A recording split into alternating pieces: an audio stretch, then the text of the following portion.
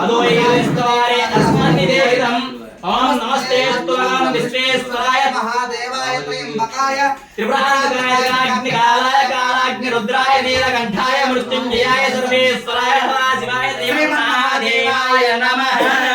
हर हर हर हर महादेवाय नमो नमः। हर हर हर महादेव शंभो शंकर भगवान शंकर स्वामी देवताभ्यो नमो नमः।